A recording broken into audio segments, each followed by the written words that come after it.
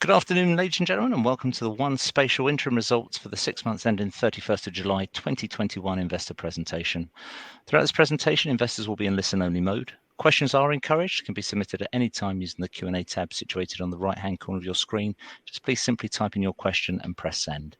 The company may not be in a position to answer every question it receives during the meeting itself. However, the company will review all questions submitted today and publish responses where it's appropriate to do so, and you'll be notified by email when they are ready for your review.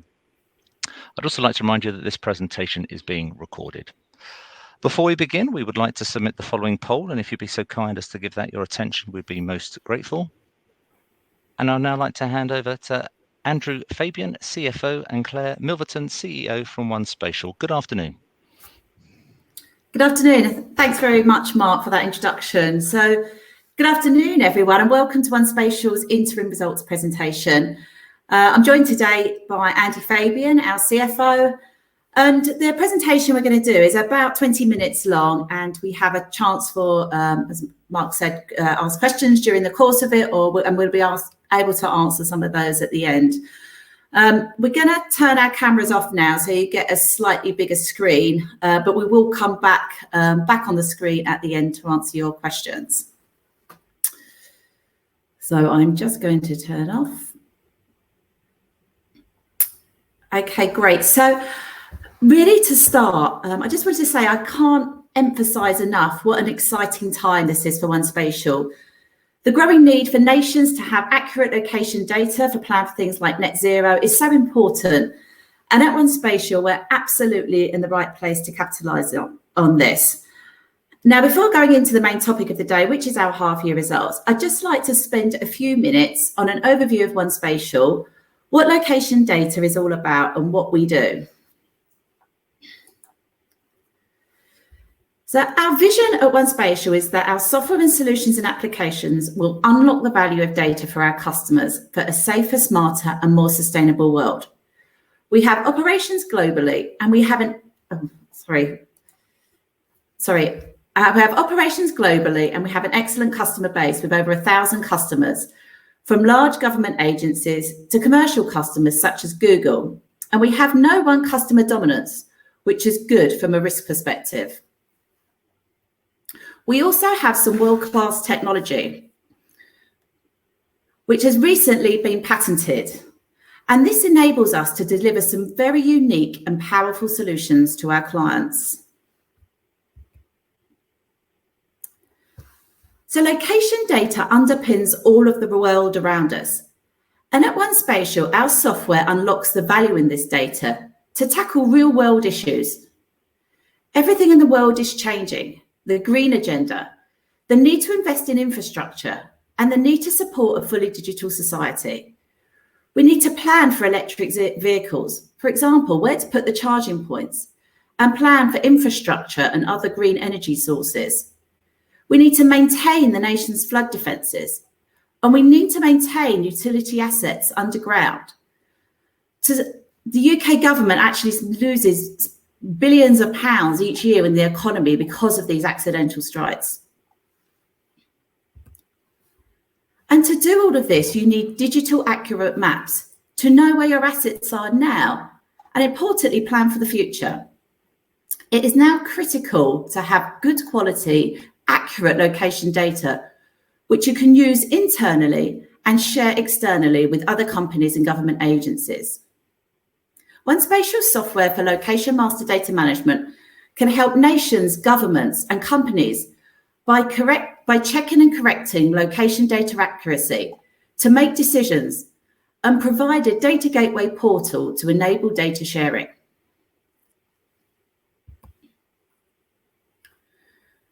We are achieving a gear change in our growth, and significant wins will underpin acceleration for future growth.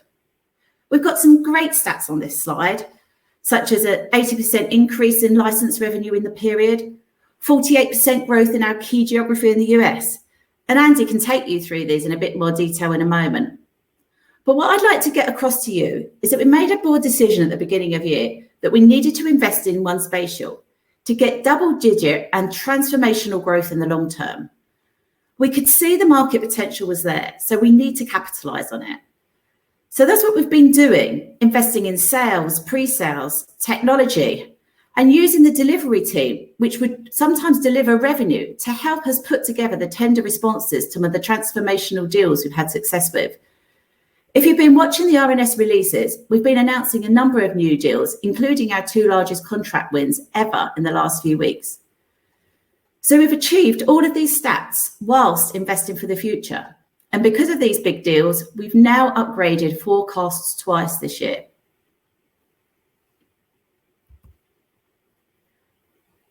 I think this slide probably speaks for itself. Here are just some proof points that our strategy is working. We've had some big transformational deals, and just the ones listed on this slide add up to 16 million and adds over 2 million of annual recurring license revenue. The National Underground Asset Register for the UK Geospatial Commission is worth 6.5 million, including 1.5 million of license revenue. DEFRA and the Rural Payments Agency is worth 0.9 million. The HM Land Registry deal is worth 0.5 million, including 0.4 million of license revenue. And lastly, a deal we won on Monday with the Department of the UK Government is worth 8 million with 6 million of license revenue. And whilst doing all of this, we've been winning deals in the USA with a repeatable next generation 911 solution. Each of these deals are between $250,000 and $500,000, depending on the size, each with annual license of around 100,000 to 200,000. Coming back to the National Underground Asset Register, the contract is very important for the UK government as it supports the Build Back Better, Greener and Levelling Up the North agenda. This contract is for the creation of a map in the UK of all the underground assets, every water pipe, gas pipe, electric cable. It's actually difficult to ascertain how we could have ever do national planning for something like electric vehicle charging points without something like this. And the UK government put the Geospatial Commission in place around 3 years ago to deal with these types of issues. As well as being used for net zero planning, the initial use case was to avoid accidental underground utility strikes, which currently cost the UK economy 2.9 billion each year. And we delivered our winning response against intense competition and won alongside our new partner, Atkins. Another exciting opportunity is with DEFRA and the Rural Payments Agency, where we are the trusted advisor and working with them on the transition to the new environmental land management scheme, which looks to pay subsidies to farmers on a new environmental green pay basis. And whilst our initial contract of 0.9 is relatively modest, we see this as a significant customer expansion opportunity for us. We are very pleased with our contract win with HM Land Registry to create a single digital register across England and Wales. In a nutshell, this will make all aspects of conveyancing digital. This is another contract using our One Data Gateway and One Integrate product. You can see why the release of One Data Gateway last year was so important. This was a new customer win for us with HM Land Registry, and also the first time we worked with Landmark as a partner. We announced our largest ever deal on Monday of this week with the Department of the UK Government. We can't provide more details on it at this stage due to confidentiality, but it is a multi-year digital transformation programme using our core location master data management technology. And this contract is also working with a new high quality partner. And finally, our next generation 911 solution, where we are ensuring the accuracy of data to improve emergency response times and ultimately saving lives. I mentioned at our last results presentation that we'd won 2 states in USA with our 911 solution, and now we've added 3 more states. We have 5 of these to go, so there are still 45 to go after. It truly is a testament to our technology, us as a UK company is winning deals with governments in the USA. And I'd now like to hand over to Andy to take us through the financial review. Excellent. Many thanks, Claire. And I'd like to talk to you about the financial performance over the last 6 months. But this is also about our progress on our 3-year growth plan, where we're focusing on growing recurring revenue and improving the long-term profitability and cash flow of the business. So in terms of some of the key KPIs for the first half, really pleased with progress in a number of areas. We're focusing very much on term license revenue, as that is very high margin, and that's where we see the future growth of the business. So there's a relentless focus on growing revenue, and we had an 80% increase in recognized term license revenue. But also more importantly, we had a 63% increase in the annualized recurring revenue from term licenses, from 1.3 million to 2.1 million. And I'll talk a little bit more about that. Our total annualized recurring revenue also grew 12%, which again is very important to us. The more recurring revenue we have, the better visibility we have going forward. Total revenue was up 8%, and at constant currency, it was actually double digit at 11%.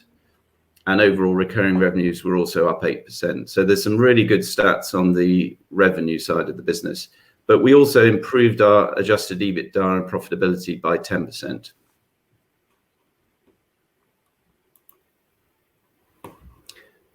So the real focus for the business is on a 3-year growth plan. And the way to get much higher revenue growth is to get recurring contracts and improve the quality of revenue. So we're really pleased that the term license ARR increased from 1.3 million to 2.1 million over the last 12 months. But the 2 contract wins that Claire mentioned, which were signed just after the year end, after the half year end, also added significantly. So on a pro forma basis, the term license ARR increased to 3.8 million, which is almost trebling from a year ago. So we're really pleased with that, because that's a testament to the quality of future revenues that we will be generating. Another key aspect is the recurring revenue percentage is now 45%, up from 44%. And we had a much improved renewal rate of 94%. So it's always better to keep your customers happy and have them continue to pay.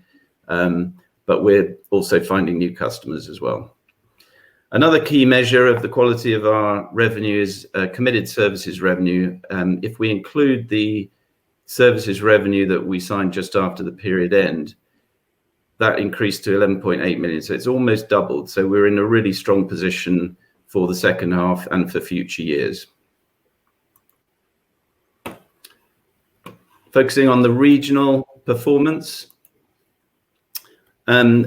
We're really pleased that we actually had organic growth in all regions. Last year, the UK was down 4%, so it's really pleasing that that's now returned to growth. But of course, these results covering the last 6 months don't reflect the recent wins, where the UK has done really well. And so we expect that growth rate to increase. The star performer is the US, as Claire mentioned earlier, with a revenue growth rate of 34%, which is 48% at constant currency. And although the US is only 12% of our business, we see that as continuing to grow dramatically. And also very pleased that in Australia, we also had double-digit growth. So I'll go through a few aspects of the profit and loss account. As a board, we decided that we would start to invest in the business heavily this year in order to get a much greater gear change in our revenue growth. So we have increased our spending on innovation, technology, but also the sales team and pre-sales team and delivery capacity.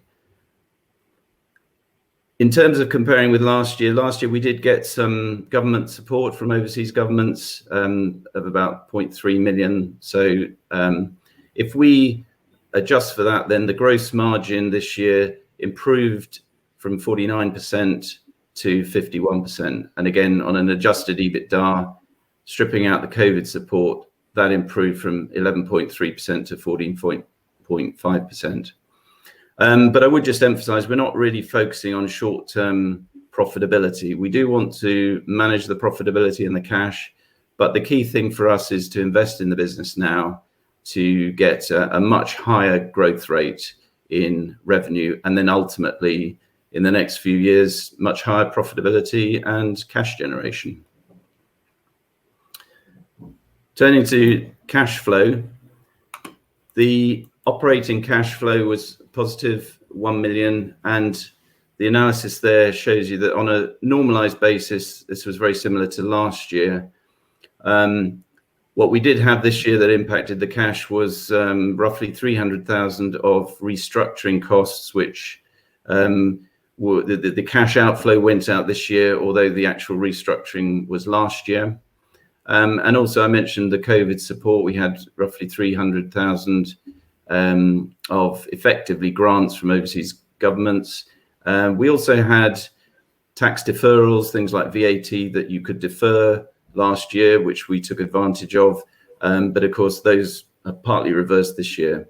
So stripping out that impact, which is roughly 1 million overall, it was a similar level of operating cash flow. And if we generate operating cash flow, it gives us choices, and we've chosen to invest in the business, as I mentioned before. And in particular, the investment in R&D increased by roughly 300,000, and Claire will probably talk a little bit more about that later. So we're in a good financial position, generating our own operating cash to invest in the business. So finally, from me, we're really pleased. It's been a positive financial performance in this period. We're really focusing on securing much higher value contracts to drive future revenue growth. So lots of progress in our key metrics. The trebling of the term license ARR is really important, and overall the 12% growth in total ARR and revenue growth were really pleasing. And we managed to increase adjusted EBITDA whilst continuing to invest in improving our technology, plus expanding the sales and delivery capacity. So with that, I will hand back to Claire.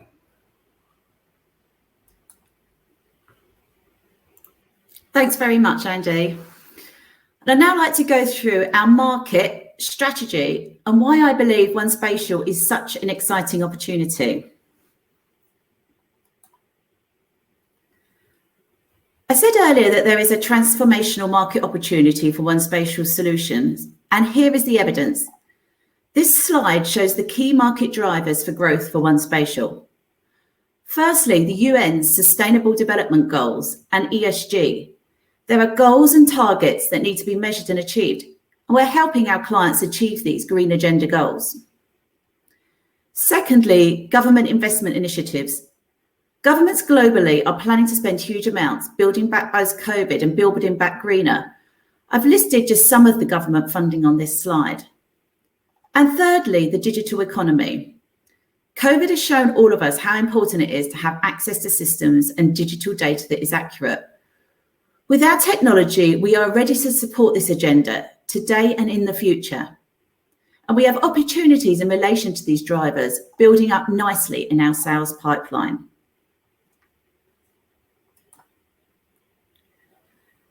During the last 6 months, we've been delivering on our growth strategy, which has 3 pillars: innovation, customer relationships, and smart partnerships. Firstly, on innovation, we wanted to build differentiation and increase our addressable market, and we've done that. We've had some great success with our One Data Gateway product, which is a cloud-enabled secure portal to share data. We knew that data sharing was going to be an industry trend, which is why we developed and released it last year. Most of the new deals we are winning have incorporated Data Gateway, and we see this trend continuing. We've continued our investment in our core technology, adding 3D capability to 1Integrate. And this 3D aspect is now ready for market. And from a recent webinar that we did, we believe this is one of the next big things on our customers' agenda. We also did well in this period to get a UK patent for 1Integrate, which is a great result as it's not always easy to get technology patents in the UK. And finally, Our cloud platform is progressing well to launch early next year. This is very exciting for us, as we believe it will really accelerate our growth. It will increase our addressable market, as we will be able to offer validation as a service type solutions to a wider range of customers at a different price point. We're working on a number of solutions to go onto our cloud platform, the first one of which is our traffic management plan automation, TMPA, but there are also another number of others that are in progress. We've had successful execution of our land and expand strategy and driving growth for the future, given the amount of annual recurring licenses we've been winning. We've had successful new customer wins in all markets, as well as multiple expansion deals of existing customers. And we also start this current period with a good, strong pipeline of opportunities.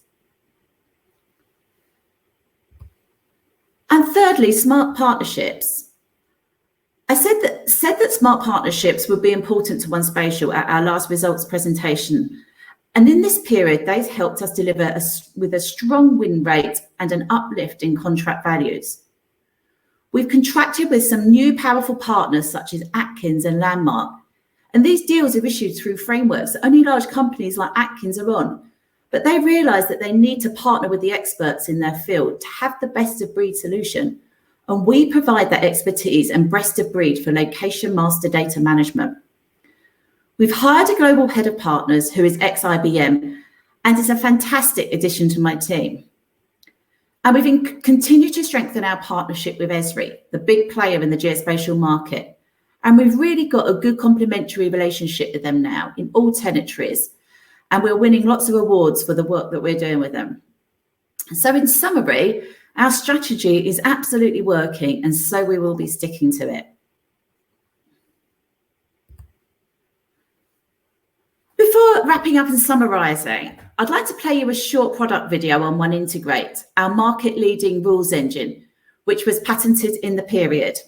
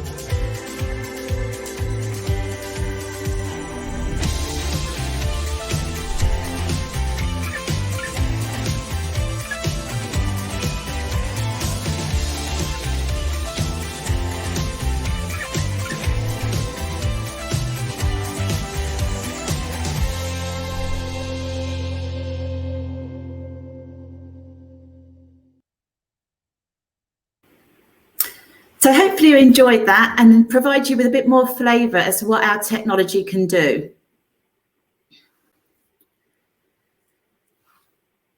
So there really is a positive outlook for 1Spatial.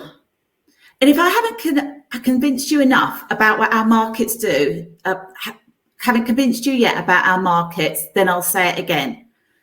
There is a transformational market opportunity that 1Spatial can capitalise on. There is a massive focus by governments globally to invest in infrastructure and the green agendas to drive growth for 1Spatial and our technology, and technology that is winning in the market. We have long-standing location data expertise. The investment in our technology is delivering results. We've been investing in our location master data management solutions, and I believe we are the only ones that can successfully do what we do, as evidenced by the contracts that we've won in competitive tenders in the UK and USA. But we're not stopping this investment, and we're ensuring that our technology roadmap matches the needs and growth in this industry. And our new SaaS platform, ready in the new year, will also give us access to new markets and a plethora of other opportunities.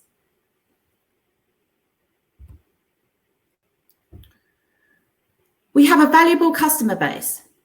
We've had significant new wins in competitive tenders and won new customers, like the Geospatial Commission with NUAR, HM Land Registry, and the large contract for 8 million with the UK government. We've also used our existing customer base to cross-sell and have had some success with the likes of the Rural Payments Agency, Google, and Northern Gas Networks. We have a scalable business model where we are leveraging our valuable partners and building scale with repeatable solutions in the USA, which are repeatable across 50 states and potentially across thousands of cities and counties. I mentioned our new SaaS platform earlier.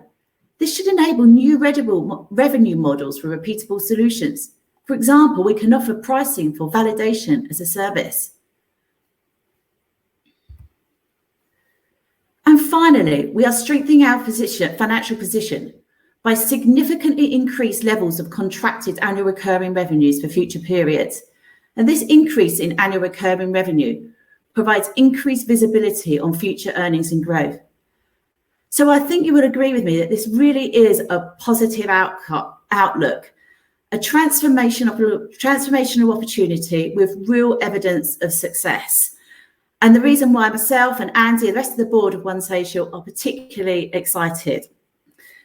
And on that note, Andy and I would now be delighted to take any questions that you have. Claire, Andrew, thank you very much indeed for updating investors this afternoon. Could I ask investors to please continue to submit your questions using the Q&A tab situated on the right-hand corner of your screen. But just while the company take a few moments to review the questions submitted already, I'd like to remind you that a recording of this presentation, along with a copy of the slides and the published Q&A, can be accessed via your Investor Meet company dashboard. I'd also like to remind you that your feedback is important to the company, and after this presentation is ended, we'll redirect you in order that you can provide the company with your thoughts, your views, and your expectations. Claire, Andrew, perhaps I can ask you guys to open up the Q&A tab. I don't know if you want to bring up your cameras at all. If I could ask you to read out the questions, and if I could ask you to give a response where it's appropriate to do so, that'd be great, and I'll pick up from you at the end. I can take one here. There's one, how much software is yours and how much is Esri's? Basically, all of the software is ours, even if we're developing it on Esri's platform. What I would say is on an annual basis, though, we are selling third-party software, things like FME, and the third-party software is probably about £3 million roughly per annum contribution to our revenue. But our real focus is on our own software. Yeah. That's correct. Yeah, I agree with what Andy says there. All our location master data management, that's all our core IP we've been developing for 15, 20 years. And we have some business apps that we developed on top of the Esri platform in France. But our location master data management is not just about linking up with Esri technology and database, it's bringing together all data from all different sources. And that's really the key for our driver for our growth, the location master data management. There's another one I may take, which is what is the average term of term licenses? And I would say that typically that's in terms of total ARR, it's sort of most of our contracts are 1 year, and I suppose it has been that. But with these recent wins, I would say the average now on a prospective basis is more like 3 years, and typically that is what we're trying to do, is either 3 or 5 year terms. So lengthening that contract duration is a key factor. Okay, so I've got one here from Thierry. For someone who is new to your story, can you please explain what you do exactly? What are the functionalities of your software? What does it achieve? So I think this question might have been sort of 7 minutes past one. So hopefully that video helped explain some of that. But really our core technology, we have some business applications that work on top of the Esri platform in France that you could use to manage, say, a water network or an electricity network or telco network. But really the core bit that we've been talking about today is our location master data management. So that's where we, taking data through our cloud-enabled portal. This is on our private clients' private clouds at the moment. It's a very controlled way that the data will come in, and then we can check the data, we can clean the data, we can synchronize the data. And then once we're all happy with the data, which we can do from lots of different data sources, we can commit that to a database, whoever's database is that is. It could be the government's database for the National Underground Asset Register. It could be the database for Michigan, what we're doing in the US for Michigan, a previous deal we won. So that's what we do. We bring all that data together, and then we make sure it never goes out of sync, because location data is always changing. There's always a new road, there's a new housing block. So that way that our filter, our portal will always make sure that entities' data is correct and accurate to make these really important decisions that I was talking about earlier. Do you want to take the next one, David T, about lots of services, Andy? Yeah, no, there's one here about gross margin is quite low for a software company. That's a fair comment, and we do want to focus on getting the mix of sales so that there's many more term licenses and fewer services. Services margin is roughly 50% gross margin, and we always target a little bit higher. But the importance is we are recognizing that you get much higher margins from selling the technology. There is an element of needing to do some rule writing when you set up a new client, but each time we're learning from that, so the proportion will decrease over time. So we're very much focused on only selling services where those are necessary to get the term licenses sold.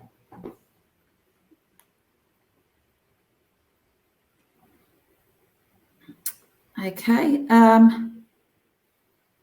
So you say here, there's another question from Andrew C here. Your work with Google sounds like strong validation. Is there any potential for Google to use your technology in external offerings to partner customers, just for Google's own location infrastructure? So Andy, really good question. We are currently doing a lot of work with Google on their facilities management data. So they were using a provider, this started about sort of 18 months, 2 years ago, using a provider overseas, offshoring to check all their data so that you get the data into their facilities management systems in an accurate way so that they could then use the facilities management system.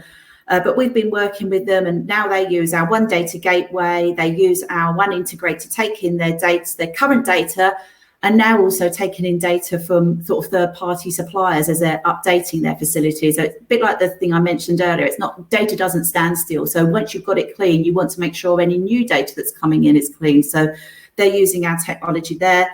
Part of our our growth strategy is all around sort of getting into customer accounts and working with them and seeing how we can expand the account, working with them.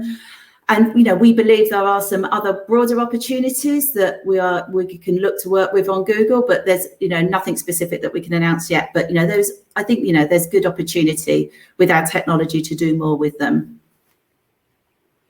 There's a question here, any churn on renewals? Yes, you can't keep 100% of your clients, unfortunately, but the churn was effectively 6%, and that's a big improvement because it was 10%, and the focus is to get a much higher renewal rate. So the renewal rate is 94%.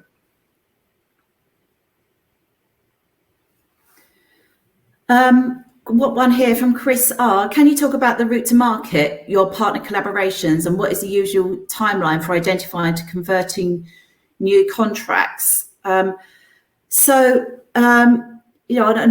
on the, we are now being seen as the, the go-to for location master data management. We've been preaching about this for years and years. It's so important. The market is sort of is caught up in a way now in terms of realizing the importance of accurate location data, because if you want to do digital twins, cities planning, all the things like the underground asset register, you do need this good, accurate data. So in terms of some of the deals, we are now being sought out by partners. So when in terms of the National Underground Asset Register, that went on a sort of large framework, came out in a large framework, for just big companies like, the likes of Atkins, Accenture, Deloitte. So, we sort of get sought out because there's an element to do with location data. Almost we can sort of pick the partners that we want to work at. So, and I mentioned that we've taken on a new global partner manager, and so we're now, rather than maybe in the past, and it wasn't a really fleshed out part of our strategy, we may have been a bit more reactive, and we'd hear about a tender and we'd say, right, that's really good, that really fits with what we do. We'd go and approach a partner, but now we're actually going to seek partners and say, these are partners we want to work with, and build relationships with them, share what our technology does, so that when appropriate deals come out, which we think there are going to be a lot of deals given the market, and 80% of all data now has a location element to it. We think we're going to be in a really good position. So it's really, really important that we don't just do a sort of haphazard or reactive partner approach, but really sort of considered, and that's what we're doing. And timeline of converting contracts, the National Underground Asset Register was something that wasn't even in our pipeline in January. It came out, I think, in April, and we had 3 to 4 months to respond to it. So it was a really quick turnaround. And I think, interestingly, we didn't know what was going to happen in COVID. We're wondering if some of the contracts, we were expecting that one to come out. We didn't know if it would be delayed, but it does seem that the government has really got some momentum and is really dealing with, the net zero, the building back the infrastructure projects. So they do seem to be moving quicker now than probably I think we've ever really seen, which is good. There's a question here on acquisitions. Is the strategy organic growth or any acquisitions? At the moment, we're very much focusing on organic growth and proving that, we can grow without doing acquisitions, although that's always an option. But the important thing was that we digested the previous acquisition, which was completed 2 years ago, and showed that, we're in a really good position with our technology and we can grow. So that's the core focus at the moment. Obviously, if there's an opportunity where we think it's a really good fit, then we may consider that, but it's not really on the agenda at the moment. Do you want to answer this one, Andy? David T, will moving to the cloud involve a step change in margin or costs? Well, good question. Yes, I suppose, we are spending more on the cloud. So we've increased the R&D by about 300K in this half. And that increase is largely due to the investment in the cloud side of the business. So there is that spending. But ultimately, going forward, then, we think that we can get much higher margins when all the clients are effectively on the cloud, which will take time to get there.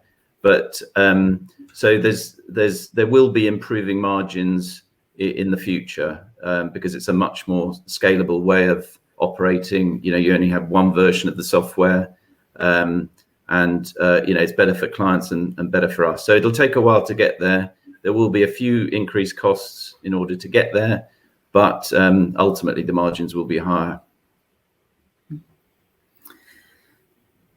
I've got a question here from Andrew C. Hi, can you say a bit about what sort of opportunities your ability to handle 3D data opens up? So one of the big things that for us, and you might have seen it a bit in the video, is where customers have already got like a 2D map, data with creating a 2D map, and they now want to bring on 3D images. And if they've been, for example, collected at different time and different resolutions. You need to be able to sort of match those up so you can bring all that together. And that's something that we're really good with our technology, or we can write rules to basically snap that together. And, depending on maybe time one's more recent, we could say, well, that's probably more likely to be accurate than the other one. So we've got a good way that we can integrate 2D and 3D data. And there's some other the use cases that are coming out that we think it could be useful around it. Some countries are looking at pricing or doing rates according to volumes. There's a lot of things around, particularly after Grenfell, we've got multiple occupancy buildings, high-rise buildings, flats, placements of things like fire alarms. So 3D, there is a real need for 3D and accurate mapping around 3D. It's linking up nicely with some of the stuff we're doing with Google. We see indoor location being, another sort of key sector we will now potentially start to focus on as a fourth, vertical. We're usually currently government, utilities and transport, but we really see the 3D is 3D and facilities management could be, is really sort of aligned and linked and could be our next sort of big sector opportunity. So we see a lot of it. Some of it's still not fleshed out really in terms of what a lot of these use cases are, but we are ready to go and we're ready to bring that accuracy to 3D data with the 2D data when required. And as I said earlier, I think that is starting to come now. It's taken a bit of time, but I think it's really starting to come. So we're ready, which is good. There's a question about, how is the public sector, private sector split? I presume that means, what percentage of our revenue. I would say at the moment, government is a very strong part of new business, as you can see.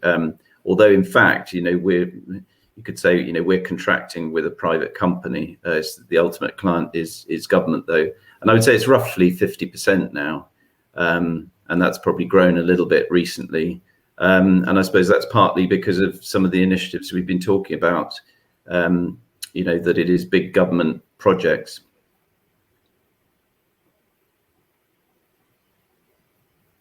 Oh, there's another one, a couple of people asking about R&D capitalization. Yes, we do, in accordance with the accounting rules, we do capitalize development where we can justify that there has been an improvement to the product. And the total amount capitalized in the period was 1.3 million. We amortize also. So the amortization was about 900,000. So there's was roughly a £400,000 net benefit. And I suppose, that's to do with the timing. When you increase your development spending, there is an increase in the amount that you capitalize over what you're amortizing, but it's a timing issue. And, we think it's a reasonable policy that we have on that. Thierry L, can you please explain what are your USPs and why you win? You mentioned that the competition was very strong. Who are your core competitors?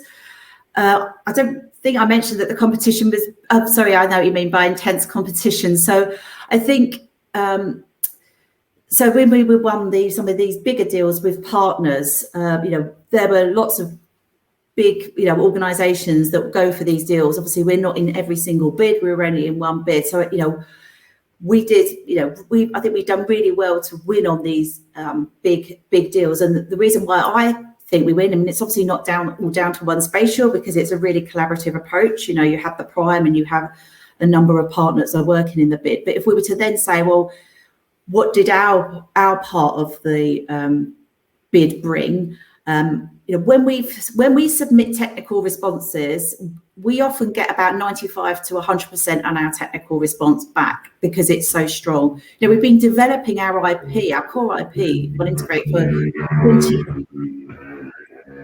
Funny noise there. I don't know. We've been developing it for around 20 years. Sorry, there's a motorbike going past my house. Oh, is that what it was? Yeah, it's very, very strong IP that we've developed over years. So, what we do and the way we do it in a very controlled way, we can deal with lots of data, high volumes, complexity like 3D. We're doing it for states. Our first customer in the US was the US Census, because they tried loads of other companies and they'd failed. We go to Google, they've tried all these companies to clean their data, it's failed.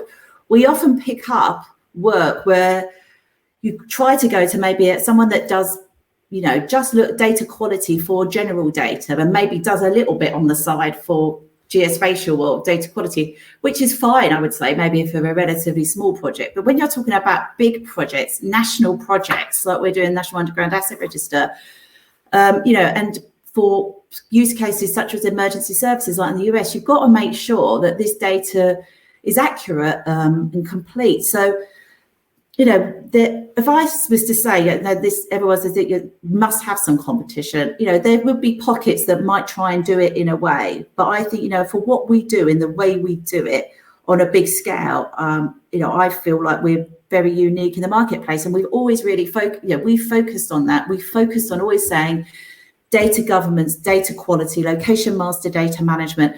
We're not really into selling competing. We're not into competing with like GIS companies on the applications and stuff. We've got some applications in France on the ESRI platform, but for us, the core way we're going to grow this business going forward is all about location master data management. That's what we're strong at, and that's what we're really good at, and that's what the market's asking for. So we're going to be sticking with that. Yeah, and I think for me, it's the combination of a great product and great people, and that makes a really big barrier to entry.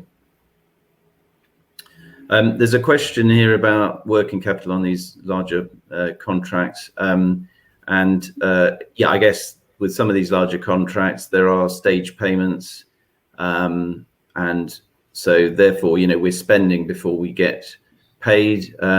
So there will be a small increase in working capital required on some of these projects, but it's well within our capacity. We're not expecting to work for a long period without getting paid, but maybe it won't be monthly, perhaps it'll be every couple of months. So there is a small working capital requirement, but it's not going to be a major impact on our cash flow.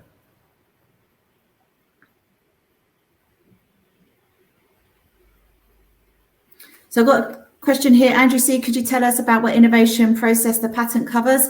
So I can't remember all the technical details, but it's something along the lines of modification and validation of spatial data.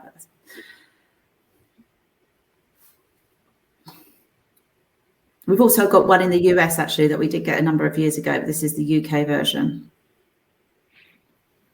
I think that's most of the questions, actually, Mark, is it? Claire, thank you very much indeed. I was just about to jump in, so thank you to both Claire and Andrew for responding to those questions, and of course to the investors for taking the time to submit those during today's presentation. Claire, Andrew, I know that investor feedback is important. I'll shortly redirect investors to provide you with their thoughts and expectations following today's presentation. Okay, that's great. But perhaps before doing so, I could just ask you for a few closing comments, and then I'll wrap things up. Yeah, I mean, I think my last sort of slide says it all. I think we are in a really great position. We are in a transformational market. I think we've got some great technology, which I've talked to you about. We've also got some fantastic people, and we're getting the evidence now. We're winning these really key deals. So, and we're working with amazing organizations, both commercially and with these great governments globally. So, I'm just really, really positive about the outlook and think we've got a really great opportunity going forward. So just very excited. That's great, Claire. Thank you. And to Andrew for updating investors this afternoon. Can I please ask investors not to close this session, as we'll now automatically redirect you for the opportunity to provide your feedback in order that the company can really better understand your views and expectations. This will only take a few moments to complete, but I'm sure will be greatly valued by the company. On behalf of the management team of 1SPATIAL PLC, we'd like to thank you very much for attending today's presentation. That now concludes today's session, and good afternoon to you all.